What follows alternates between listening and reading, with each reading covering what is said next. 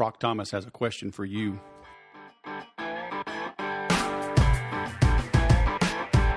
Hello and welcome to the Sales Podcast. I'm Wes Schaefer, the Sales Whisperer, your host. This is your home on the web for no hype, no BS, straight talk on how to make more money growing your own business, how to make money in sales. When I got out of the Air Force in 1997, I jumped into commission sales. I had a wife, a baby, another one on the way, and I had to succeed. What you get here is free advice and insight from myself and from the guests that I bring on to help you do just that. Sell more, faster, at higher margin with less stress and more fun. And to complement this podcast, I have another free resource for you. It is The Best Sales Secrets. It's a 21-page report covering 21 years of lessons learned in sales. And you can get it at thebestsalessecrets.com. So pause this for just 1 second, opt in. It'll be sent to you. You can read it when you have time, but you need to read it. You need to apply it, okay? Because the whole reason, the purpose of education and knowledge is so you can take the proper action.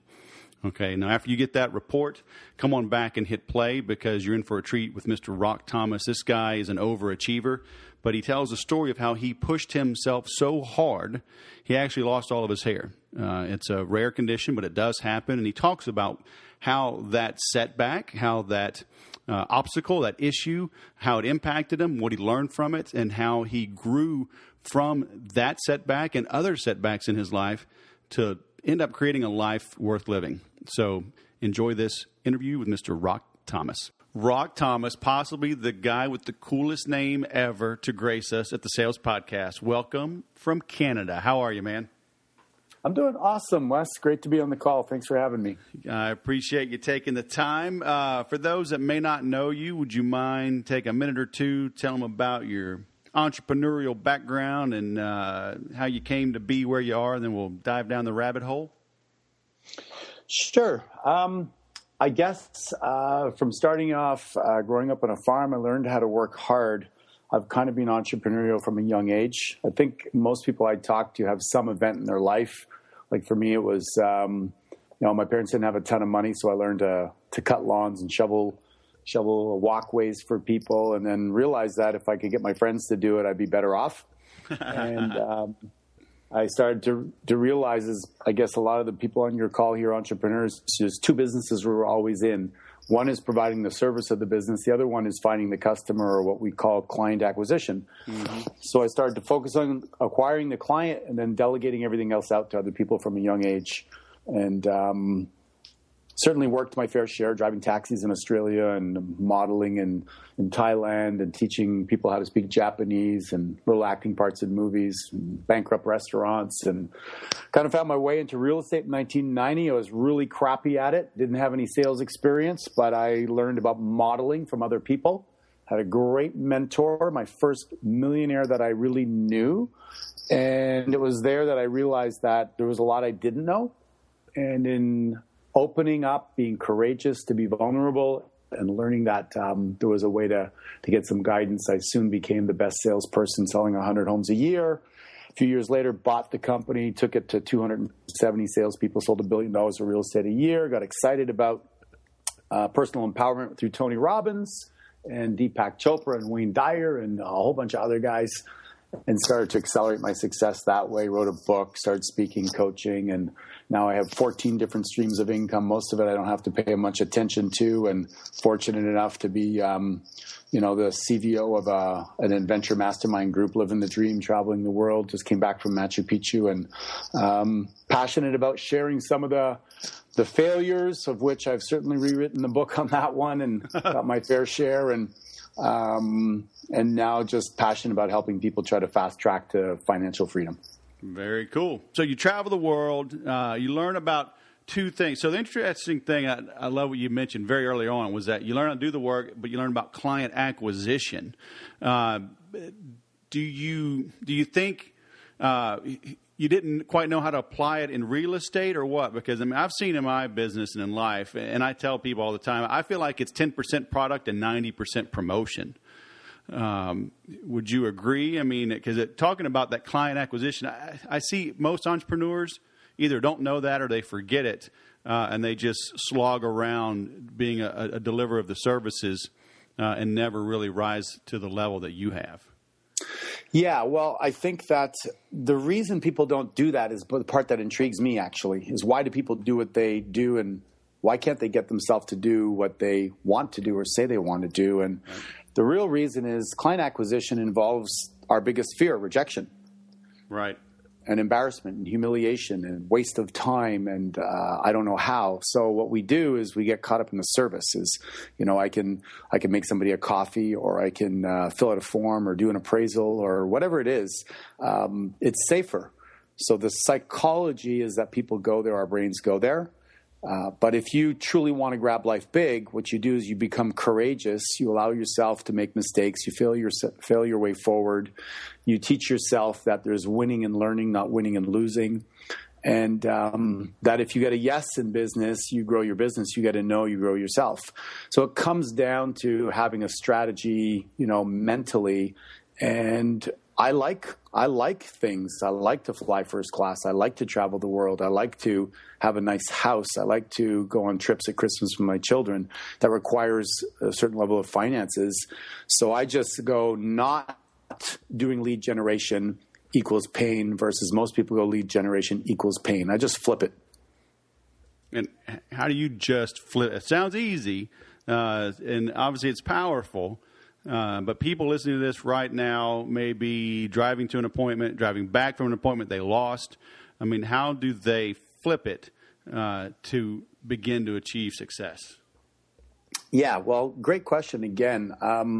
There's a couple of, lessons I've learned along the way that helped me. And one of them was that nothing has meaning but the meaning that we give ourselves. In other words, the perspective we have on things. In 2003, I lost all my hair to a disease called alopecia. And people started asking me, are you dying of cancer? Hair was falling out in clumps. I started to get very uncertain about my life and fearful. And I was focusing on everything that was negative about it. Then I got proactive. I got the research and found out that it's just a disease that attacks the hair follicles when you overtax your system. I'd run a marathon and I went on a cleanse and was going through a divorce, and my system just shut down. It broke, and it popped and said, we don't have the energy to service all these areas, and we're going to let this go. And I soon was able to, and here's the tool that I use, is I ask myself a question. And questions are the answer, as people probably know, but the quality of your question determines the answer. Why am I always in a bad relationship? How come I can't make $100,000 a year and have 3 months off? Why am I such a loser? Why am I lazy? Those are bad questions. Great questions are, what can I learn from this? How does this serve me? What's great about this? WGAT is my favorite question. What's great about this? Well, what's great about losing your hair? At first, nothing, Wes. Your brain goes nothing. But if you push through it, you go, what could be great? You go, you know what? I don't have to go to the hairdresser anymore. I save $60 a month. Mm-hmm. I'll never have a bad hair day. To this day, I get ready faster because I don't have that situation happening. I don't have to carry hair products when I travel on all the flights I go on. There's a lot of things that make it better. And when you choose to look at your life that way, losing the sale, not closing the deal, you ask yourself a better question. What can I learn from this? How can I get better and get excited about it? You can actually create incredible excitement and energy from failure. Right. Well, and I see that all the time. When a typical salesperson wins a sale, it's because they're so awesome. And when they lose the sale, it's because the product is crappy, the price is too high, my manager wouldn't help me, blah, blah, blah, right? Yeah, 100%. So the way I frame that one is victim versus victory. And anytime you're blaming it on the product or on your boss or on the economy or on the government, is you're taking the power away from yourself in being able to be a more resourceful person. In other words, you're going, the resources sucked, and therefore I wasn't able to perform. Right. Winners don't do that. If you look at Brady right now, if you follow football, he's won 3 games and he's crushed everybody. Right. And I think it's partially because, this whole thing about the deflated football, he's like, you know what? I'm going to prove to you guys, put as much air you want in the freaking football. I'm going to crush you guys because I'm awesome. Right. So he's turning it around. And I just basically frame myself and say, everything's an asset. Everything in my life that happens is an asset. But how I choose to look at it determines whether it is an asset or not. Right. So again, I mean, it's a powerful statement. It rolls off your tongue, but I mean, you walk through the valley of death, right, to kind of achieve that. I mean, what can our listeners do that maybe they're heading towards rock bottom but haven't hit, or maybe they're flying high? What it may be because they were lucky. I don't know what. Maybe things just fell in their way, but. What can people do without hitting rock bottom to internalize what you're saying so they don't have to hit rock bottom to achieve this kind of success and continued growth? Well, first of all, I think that there's two types of motivation. I don't really believe in motivation. I believe more in inspiration. But it either comes from being inspired or from being desperate. When I was 30 years old, I got into real estate. My father was dying of cancer. I was going through a divorce. I mean, I had stuff going on, and I was not in a good place. I got evicted from my apartment. I was desperate, and therefore desperation inspires you to do things you wouldn't normally do. Right. If you go into the military, you probably get up earlier than you thought you could. Yes, I did. Okay. And then you realize that you have that capacity, right, Wes? I did. And it gives you now this belief in yourself that, wow, you know what? When I was tired before, I thought I was tired, I actually have still more energy in my body, more capability. Right. Where else can I do this in the rest of my life? True, right? Sure. Problem is we live in a soft society. So people wake up and they're tired. They have coffee. They boost their system. They go through their day. They're haphazard. They're not doing their passion, their dream. They're stuck in a job they don't like. The answer I have for that is no matter where you are. I've cleaned toilets. I worked at McDonald's. I've picked tobacco. I mean, you name it. I've done it, knocked on doors, sold on the phone. Whatever I did because I was desperate maybe, and fortunately grew up in a rough environment with not a lot of help from my family, is I said I can outwork my competition.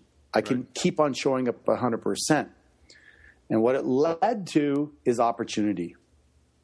When people see you clean toilets better than anybody else, or they see you scrub a floor, or they see you come in early or stay late, dedicated and willing to learn and open, they go, that guy's going somewhere, and let me give him opportunity. And that's what happened to me. So what can the listeners do? First of all, develop the habit of giving 100%. Even if you're in a shitty job, be enthusiastic, be excited, learn more, ask questions, stay late, get up early, do all those things. And opportunity come your way. Don't wait for opportunity to knock you on the shoulder and go, oh, hey, you look like you're a little bit bored in that job as a receptionist or as a salesperson. We're going to make you vice president. Ain't going to frickin' happen. Mm-hmm. So I say give 100% is definitely one. The other thing I like to say to people is say yes to things. A lot of times we have opportunities come our way, but we say no because we're not prepared. Right. We don't know the way. I was working as a salesperson in my office. I was selling 100 homes a year, and the owner of the office walked into my office and says, I want to sell you the company. Do you want to buy it? And I went, yes. But I don't have the money, and I don't know how to run a company. I don't have the broker's license. I don't know how to do it. He goes, don't worry, I'll mentor you. I said, okay, I'm in. Nice. But if I had said no, or if I had allowed myself to buy into the fact I didn't know, I never would have taken that leap. And I think too many people do that. So I say yes, be committed, be courageous, and the universe will conspire to help you find a way. Just the same way you said yes to the military, the same way you probably, let me ask you this, if you knew what was involved going into the military, would you maybe have second-guessed it? It's funny you ask that because most things I get myself into, I know it's good for me, so I don't study it. I just jump in because if I stand there on the diving board or on the cliff when I was with my boys, jumping in the water, if I stare at it, I won't do it. I'm just like, they say, let's go jump off that cliff. And I go, okay, and that's it. And I climb, I step, I jump. Exactly. And I think for the listeners that are out there, the entrepreneurs, the people that are thinking of becoming entrepreneurs, that's what they need to start doing. They're waiting until they know exactly how to run the business. You think, I didn't know how to run the business. Maybe you started your podcast. You weren't 100%. I'm sure you've learned a ton of things along the way that have allowed you to mature and grow your listeners, et cetera, that you didn't know when you said yes to the opportunity, right? Mature? Did you just use the word mature with me? All right. I'll forgive you one mistake, but don't make that mistake again, all right? Hey, I'm willing to learn from my mistakes, buddy. So I say yes to opportunity. Say yes if it feels right in your gut. Your brain will always say no. That's its job, is to protect you. Sure. So I just say yes to a ton of things, fail my way forward, get excited about learning when I make mistakes, ask myself great questions along the way. And by the way, Wes, it's a muscle. You're going to be lousy at the beginning. You're going to say yes to some girl, to some opportunity, to some situation. You're going to make a complete fool of yourself. And the biggest fears we have is shame and embarrassment and humiliation. But you know what? At the end of the day, when you're willing to be vulnerable, you grow the most. And that takes courage. Right. So exercise your courage muscle by, again, saying yes more often. Man, I thought you were a guru, man. I thought there was like an easy button you were going to tell me, golly. I need to screen my guests better. Oh. That is good. I always tell people, whatever is worth doing poorly, right? Until you master it. Yes. I like that. And I'll tell you, I'm so excited because figuring out, 53 and I would like to have thought I could have figured all this stuff out more rapidly, and maybe I could have if I allowed myself to be mentored. But today I have a program called the M1, and what we literally do is we connect hungry, young, spirited entrepreneurs, and when I say young, I mean mentally young. In other words, they're open to learning, with experienced, seasoned, street smart, successful millionaires and multimillionaires. Right. And we have the mentor, and it's an online program, but basically I look to, Wes, to every time I had a quantum leap in success in my life, and every time is because I had somebody there to guide me and give me feedback along the way. Right. And unless you do that, it's longer to get to your success. You might get there, but there's so many nuances in life and subtleties that people don't know that they end up taking years to do what can be done in months, and months to be what's done in weeks, and weeks to be done in a day. Right. We're getting a little more static from your microphone. All right. I reach for my water. I'll hold it straight again. Okay.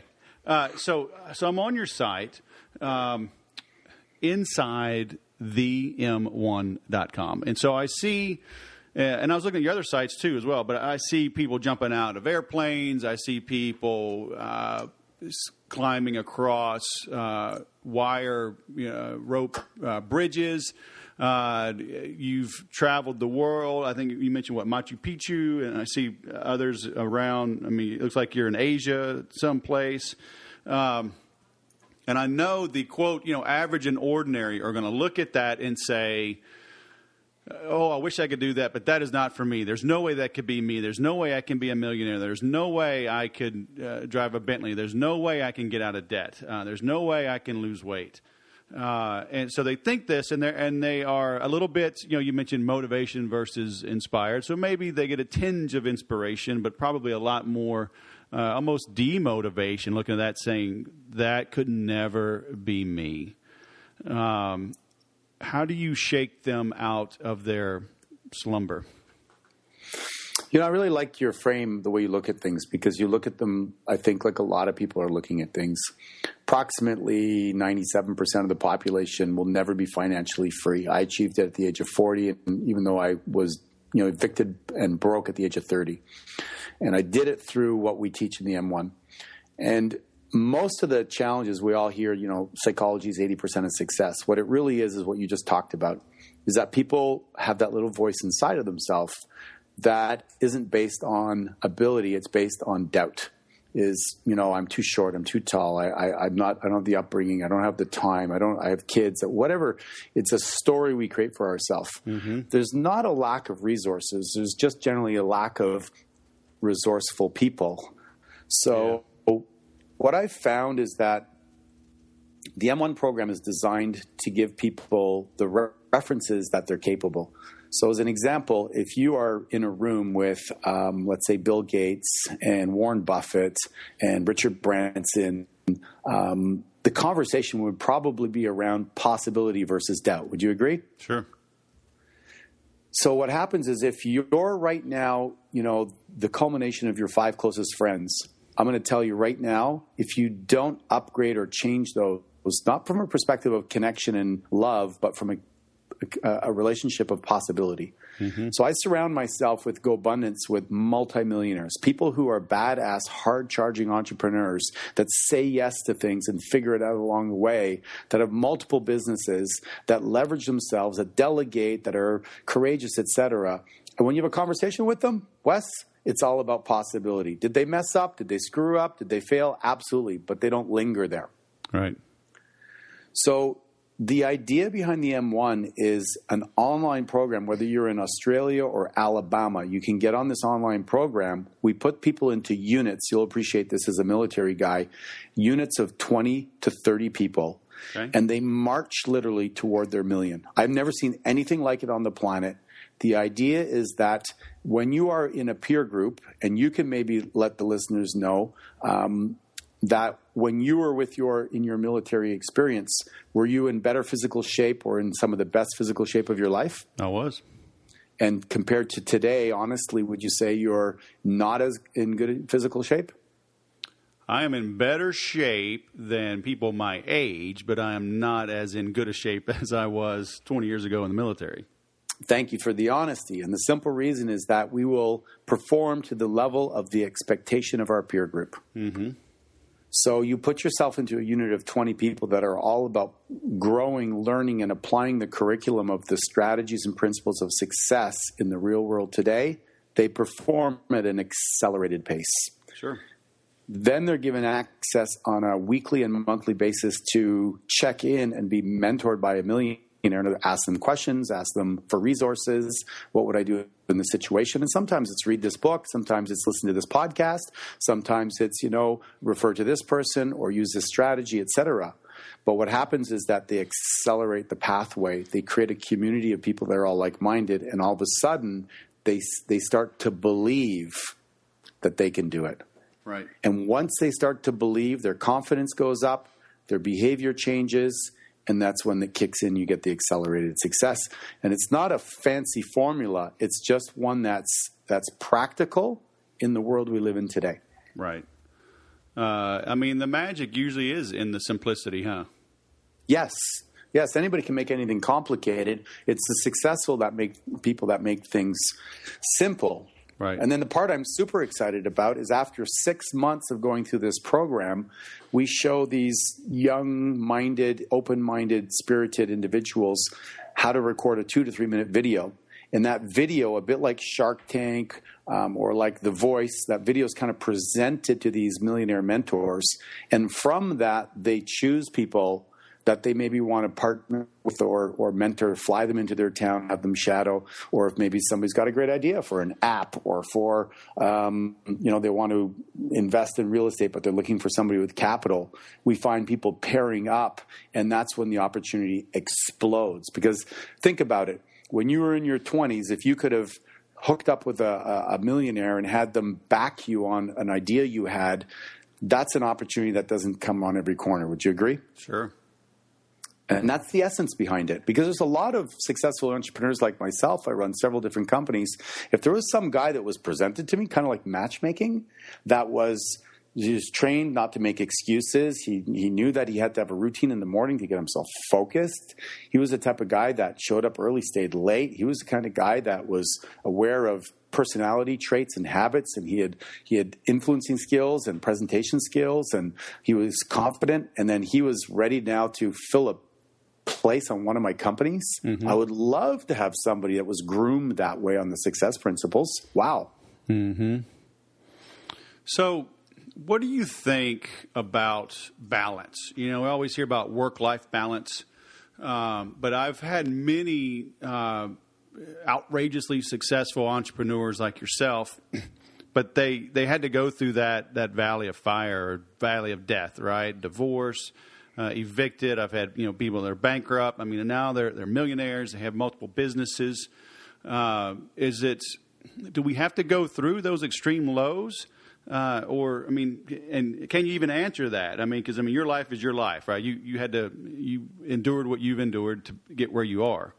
But is there a way you think now that maybe you could have avoided some of those and still reached the level of entrepreneurial success that you have? And you asked the tough questions, buddy. I think that you're right. I can only come from my experience. So that's what I can speak to. Although I will say this, is that most people that I know, at least for a brief period of time, if 3 years is brief, they became obsessed about something, and they probably worked 12 to 14 to 16-hour days for a period of time, and they did put their life out of balance. Mm-hmm. That being said, I would say you can be purposeful about putting your life out of balance. There's times when, I go for a cleanse for 7 days. There's times when I hire a trainer and I work out 3 days a week intensely because I want to work on a particular part of my health. And but it's not sustainable long term. Right. And I would say to people that if you're going to build a business, you need to obsess about it, like Elvis obsessed about music, or the Beatles obsessed about when they played in Germany, for months on end. The 10,000 hours that Malcolm Gladwell talks about to get to that point of mastery. I think all those principles are true. So I don't really believe you can do it in 2 or 3 hours. I think Mark Zuckerberg, Facebook, I think he obsesses about his business. Right. I think balance is a fallacy. I think you're always counterbalancing. You're always saying, okay, I'm a little out of balance here with my health. I need to now move in this new direction. I'm a little out of balance with my relationship. I need to do a date night once a week because I've been neglecting that. Right. But I think you can live an epic life. You can have incredible experiences. And when you decide to shape it the way we do, we have a one sheet that we go through where we have a dashboard of the 8 areas of our life. And every week I focus on it. And every week I counterbalance. I find that I've been in more balance today in my life with all the things I have going on than ever before because of that system. Right. So that brings up a great point. I'm going through, albeit slowly, Darren Hardy's book, Living Your Best Year Ever. And he's got kind of that balanced wheel, or if you will. But how important are goals and dashboards and invisible goals? Like you say, you've got that in front of you and you're reviewing regularly. Is it too easy when we're out of balance to just focus on one thing and just kind of forget all the others because we're not looking at them? Yeah, totally. I'm a big goal setter guy. So is our community. We believe in it because goal setting creates focus. And where there is no vision, people perish. Your Saturday morning lying around in your sweats, you get so little done, where when you really have a design and the things to move toward, you get excited. Got to have an exciting future, a compelling future. Doesn't mean you can't have open periods in your day or week, but I really believe that you need to be purposeful about what you do. Right. So we do look at our goals on a regular basis, and we believe that when you set goals, especially in writing, the universe conspires to help you achieve them. I remember one year I had a goal to sell 100 homes and play 100 games of golf, and it got to November up here in Canada. The snow had fallen. I had 85 games of golf played, and I was walking down the corridor in the office, and I overheard these guys saying, "Hey, John can't make it to play golf in Florida. We need one other guy. And we're going to be playing twice a day for 7 days." And my brain, the reticular activating system, that part that when you set a goal causes you to focus on the resources for it, set off an alarm in my head and said, you got to say yes. And I went down and I played 14 games. 14 plus 85 makes 99. And on December 31st, I sold 5 homes. I was at 96. I sold 5 for 101. Wow. And I hit my goal. All because I set the intention in writing and I focused on it and looked at it. We believe you look at your goals once a week, 52 times a year. Even if you do nothing more than just look at them, you'll be pulled in that direction. So I'm a huge, huge goal-setting guy. And I think there's 2 types. There's very specific and there's intentions. I intend to be more loving with my lady. And then before you know it, you're opening the door for her again. You've gone to a place where you hadn't gone before. You don't have to go, I need to open the door for her 7 times this week. But you set an intention for a feeling of what you want to create as a person, but then you also set specific ones that I want to, sell 100 homes a year, or I want to lose 10 pounds, whatever the case may be. So did you go to like an indoor, like putt-putt golf for that 100th round of golf? I'm all right with getting 99% of my goals. I'm okay with that. All right. Just checking, man. Just checking. Now, you are in Canada, so I will give you a break on not being able to golf in December. So, all right. Appreciate it. That's all right. Well, man, this has been fantastic. You mentioned your website, Inside the M1, and it's the number one.com. Is that where we should send people to learn more about you? Yeah, absolutely. They can also go to Facebook, Rock Thomas, R-O-C-K, Thomas, Thomas, and friend me there, or they can email me at rock@rockthomas.com. Very passionate about helping people, get to the next level. And because it's a group concept, it's just a few $100s a month for them to be part of that. And we make it fun, Wes. We have prizes. We give away money for people that actually do the activities that we recommend. Right. We're entrepreneurial about it. We want people to get engaged, have a good time as they charge toward their goals, and reward them in the process. We really, sounds a little bit, maybe airy-fairy, but we do want to make people aware that there are other choices. So many people are broke, dude. They're just freaking broke. It's amazing, huh? They weren't taught in school how to manage their money or what's possible, and they get caught by the credit card companies, and they're out of shape, and they're not happy. And I just really want to make a difference. Pain leads to passion, and that's my purpose, is to give people these tools. Yeah, that's awesome. I always talk with people about, they'll say, hey, give me how to overcome an objection or whatever, and I hate getting into things like that. But I do tell people, you have to elicit a response that is unexpected, from that prospect, because you have to jar them out of their choreographed mindset, which is to say no, right? And that's so when people say, "Oh, I don't have the money," I tell them that's exactly why I'm calling you. And they're like, "What the heck?" So people that are listening to this and they go, "A few $100, I can't afford that," and I would say, if you can't afford it, that's exactly why you need to dig deep and enroll. Because you're probably spending money on your iPhone and downloading ringtones for $1 a piece, and paying $180 to $250 a month for your cable because you want the NFL Red Zone and the hockey package and blah blah blah, and you're eating out 7 times a week when you could be taking a sandwich, and apply that money to something that will grow. Right? I mean, so how many people do you hear give you that objection? Oh, that's still a lot of money.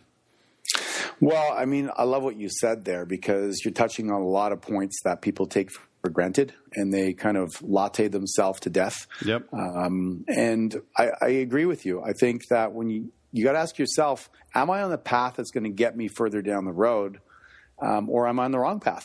And Einstein said that, the level of thinking that got you where you are will not get you to where you want to go. So how are you going to change that? Read a book, or listen to a CD, or listen to a podcast, or surround yourself with someone who's got the result that you want.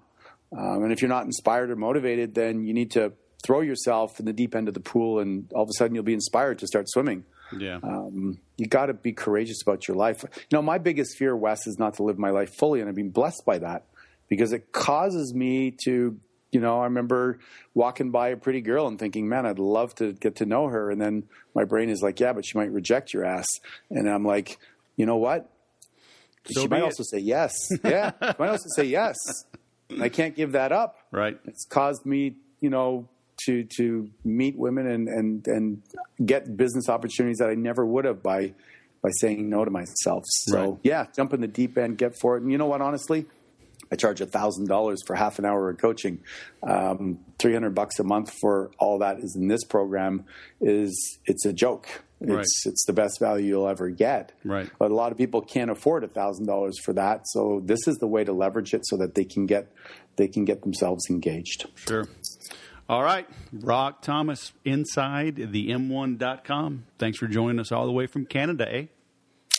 Yeah, it's been a pleasure. Really enjoyed your style of interview. A lot of fun. All right, man. Thank you. Have a great day. Okay, you too. Cheers. How's that for an interview where we keep it real, huh? I mean, he really held nothing back, and I wanted to know the answers to some of the questions. So there you have it. I love his story. You know, he drove taxis, grew up farming, went out and made his own way. He does not back away from his failures, the things that he did wrong. But, it made him who he is today. None of us are perfect. We've all done things we wish we hadn't. We wish we could have a do-over. But, it makes you who you are. God knows what's happening. He knows the mistakes you're going to make. He won't give you any more than you can handle. Okay, you've got to continue moving forward. If you live life looking backwards, you know what? It's pretty hard to go forward. It's hard to go forward with passion and aggression and accelerate towards your future if you're always looking back. So, pick yourself up, dust yourself off. Find somebody that can help motivate you if you think you need that, right? I have various coaching programs. Rock has a great program, much different than mine. I mean, you're traveling the world. So, find somebody that motivates you and inspires you. I talk about it before with others. It's kind of like finding a golf pro that you like. On the one hand, there's not that much difference that any golf pro can teach you. At the end of the day, you have to impact or impart a descending, accelerating blow on the golf ball with the club face square at impact. That's all you're trying to do. But each pro has a different strength or weakness or approach. Maybe they use analogies. Maybe they use technology. Maybe they go out and play with you, on the course, and you learn that way. But once you find a good golf pro, stick with them, and maybe for years, and get everything you can out of them. And then as you grow, if you need to change coaches, that's fine, but quit hopping around. So the same thing with, personal coaches, business coaches. Find somebody you resonate with. Unsubscribe from all the other stuff. Stop reading books halfway or just the first chapter and putting it down. Consume things, master them, okay? So again, if somebody like Rock can help you, then jump in. If you need something to help spark an interest, to help light a fire in your business, do what I did and go visit thesalespodcast.com/magnetic. Okay, that's a special link over to Dan Kennedy's Magnetic Marketing. He's the guy I credit with really turning my business around, helping me hone my chops around list building, around copywriting, around writing great headlines, delivering a clear and strong call to action in everything that I do. So avail yourself of that opportunity. It's a few $100. It's worth every penny. He's got a money-back guarantee, and I promise you, if you go through that and read it and apply it, it'll turn your business around. So again, it's thesalespodcast.com/magnetic. And that'll do it for today's episode. For the show notes and links, everything I mentioned, please visit thesaleswhisperer.com/session 154. Session 154. And you can get everything there and replay it and listen to this right online as well. And as always, remember to sell different.